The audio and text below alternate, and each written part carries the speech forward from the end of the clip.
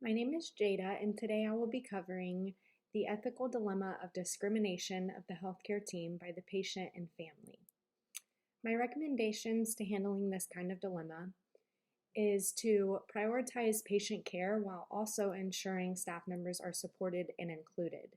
It can be difficult to balance patient preferences with the need of an inclusive and diverse work environment, but start by addressing the patient's concerns with empathy. Then explain your team is diverse and highly qualified. They may miss out on a special area of expertise if they deny certain ethnic backgrounds. Reiterate the commitment to providing the best care and encourage open communication about any specific concerns the patient may have. Depending on the specific concern, the Institute may be able to accommodate the patient.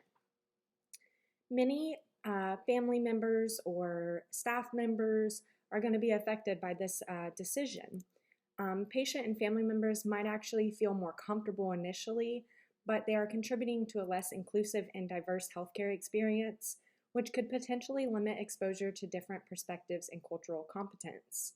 There may be a lapse in care or prolonged diagnosis if only physicians available are not Caucasian.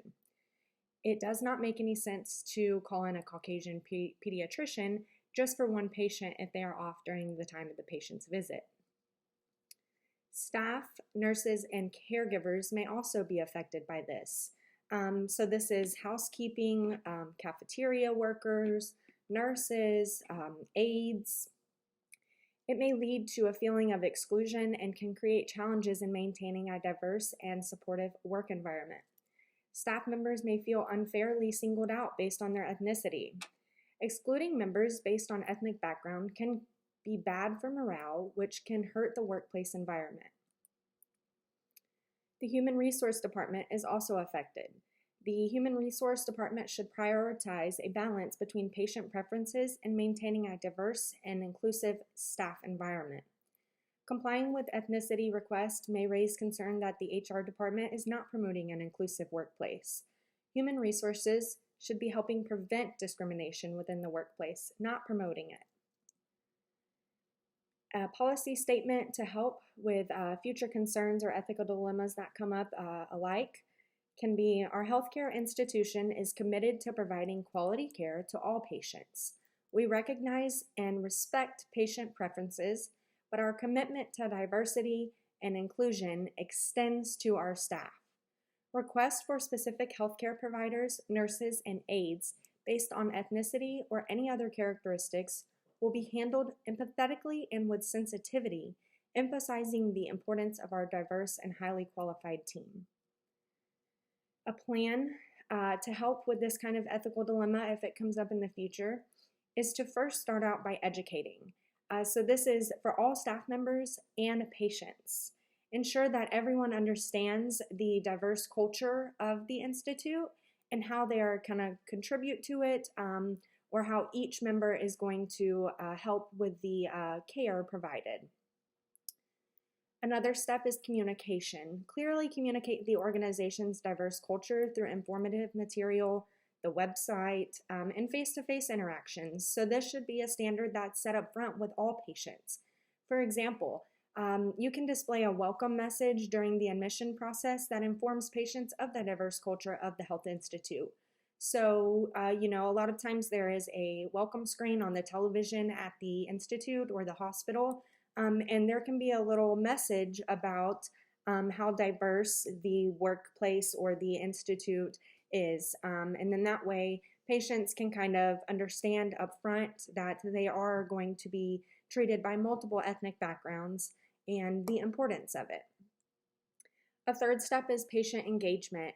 Encourage open communication with patients in regard to their concerns and preferences, while also making it clear that the organization has a commitment to high quality care using a diverse team. A big thing when handling these kinds of ethical dilemmas is interacting with the patient and hearing them out and understanding what underlying concerns they have. It might not specifically be about ethnicity. It might be a past incident that they were involved in, and that might be what's causing their issues. So communicating with the client and really understanding what's going on is going to be important when handling these kind of dilemmas. Supporting staff is another step. So these requests are inevitable. You've got all kinds of people from different backgrounds with a ton of different opinions and views. So it's important to prepare for these kind of dilemmas and support staff with overcoming these unethical requests. The Institute should have additional support for those who were discriminated against.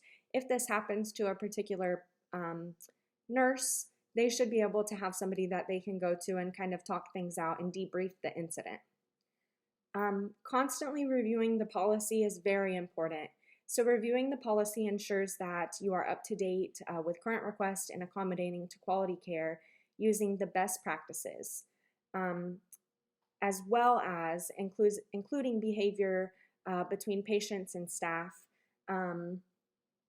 New ethical dilemmas are constantly arising, so it's important to review policies to make sure they are still up to date and useful, because people are going to continue to have views and ethical requests, and those may change over time. For example, years ago, gender requests weren't really that popular, or transgender discrimination wasn't popular. So now, since transgender is a very popular gender, we have to build policies how we can protect those transgender staff from discrimination. So that's just an example of how things change over time, and we will need to adjust policies to support our staff members. I know I see this all of the time in my line of work. So I'm a client services manager for a home care agency. And often we have clients who will discriminate against certain ethnic backgrounds and request that we do not send certain caregivers to their house. Unfortunately, I cannot honor their request. I cannot deny a certain ethnic background of ours just because that's the patient's preference. So I often have to address this with clients, listen, be empathetic, understand their concern with certain ethnic backgrounds, and find a way to still care for them, still provide quality care, and help them understand that our work environment is very diverse and they might actually get some benefit out of another ethnic background caring for them.